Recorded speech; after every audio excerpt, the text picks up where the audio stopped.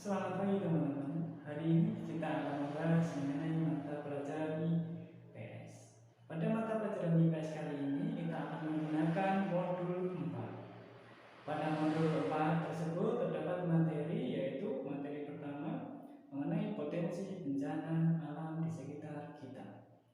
Nah, pembahasan kali ini mengenai potensi bencana alam yang ada di sekitar kita. Submaterinya yaitu mengenai tektonisme dan vulkanisme.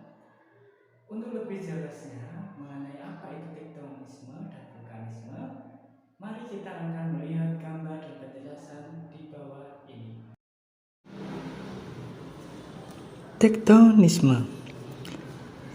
Tektonisme adalah tenaga dari dalam bumi yang mengakibatkan perubahan letak atau perubahan bentuk pada lapisan kulit bumi.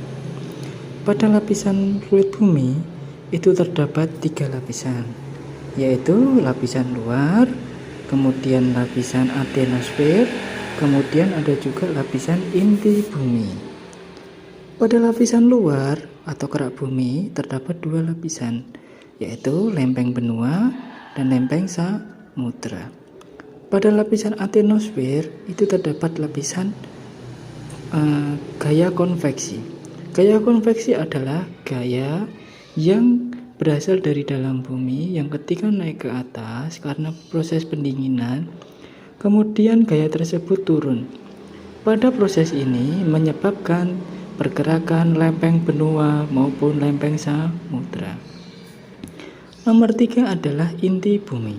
Inti bumi terdapat inti bumi dalam dan inti bumi luar. Selanjutnya,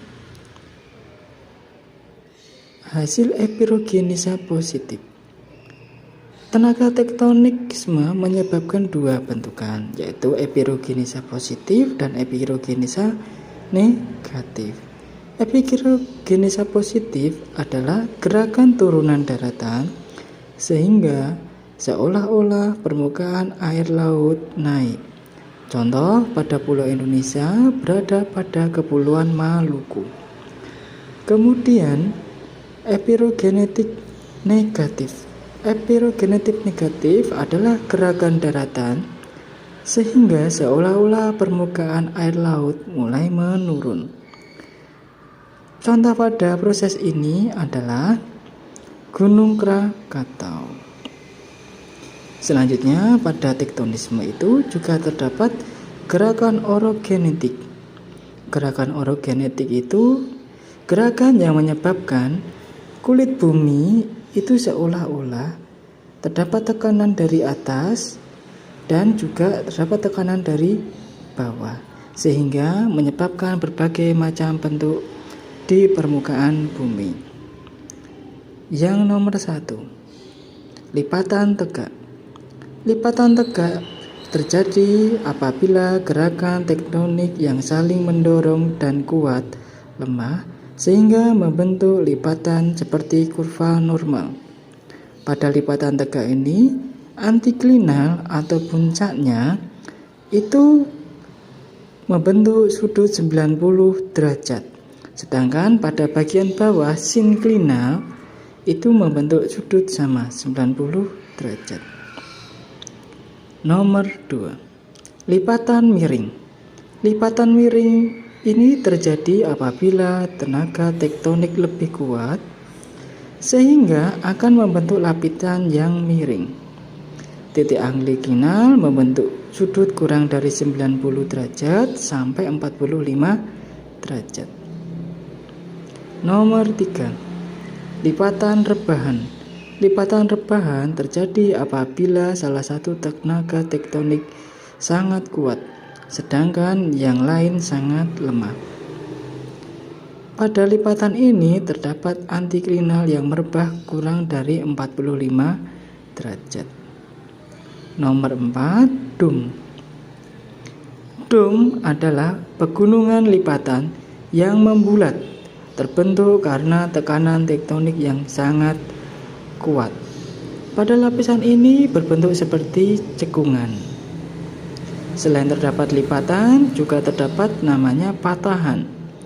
Patahan terjadi jika kedua tekanan itu sama-sama kuat sehingga terjadi patah. Ada yang terjadi patah naik ke atas dan juga ada yang naik ke bawah. Patahan terdapat dua jenis, yaitu slang atau graben. Slang atau graben merupakan patahan yang terjadi akibat adanya tekanan tektonik yang sangat kuat dan terjadi secara tiba-tiba mendorong bagian yang lemah ke atas, sedangkan bagian yang lain turun ke bawah. Yang nomor 2, patahan horse. Horse merupakan kebalikan dari slang. Lapisan batuan bagian tengah yang lemah terdorong ke atas sehingga memperlihatkan adanya lapisan yang turun ke bawah. Materi selanjutnya adalah materi vulkanisme. Vulkanisme adalah peristiwa yang berhubungan dengan pembentukan gunung api, yaitu pergerakan magma dari dalam litosfer yang menyusup sampai ke lapisan permukaan bumi. Gerakan magma ini terdapat dua jenis bentuk gerakan. Yang pertama, gerakan intrusi magma. Intrusi magma adalah terobosan magma pada lapisan-lapisan litosfer tetapi tidak sampai ke permukaan bumi. Bentuk intrusi magma dibedakan menjadi 4, yaitu batolit. Batolit adalah batuan beku yang terbentuk di dapur magma karena adanya penurunan suhu yang sangat lambat. Nomor 2, lakolit. Lakolit adalah batuan beku magma yang menerobos di antara lapisan batuan paling atas, bentuknya seperti lensa cembung atau kue serapi. Yang nomor 3, sil atau lempeng intrusi. Sil atau lempeng intrusi yaitu batuan yang berasal dari magma yang menyusup di antara dua batuan mendatar dan paralel dengan lapisan batuan tersebut. Nomor 4, diges atau gang, yaitu batuan beku hasil intrusi magma yang memotong lapisan batuan. Yang nomor 5 adalah diaterma. Diaterma adalah batuan pengisi lubang pipa letusan di antara dapur magma dan kebun gunung api yang bentuknya seperti silinder memanjang. Selanjutnya, ekstrusi magma. Ekstrusi magma adalah istilah dari erupsi, proses keluarnya magma dari dalam bumi sampai ke permukaan bumi. Proses keluarnya magma ini dinamakan dengan letusan gunung api.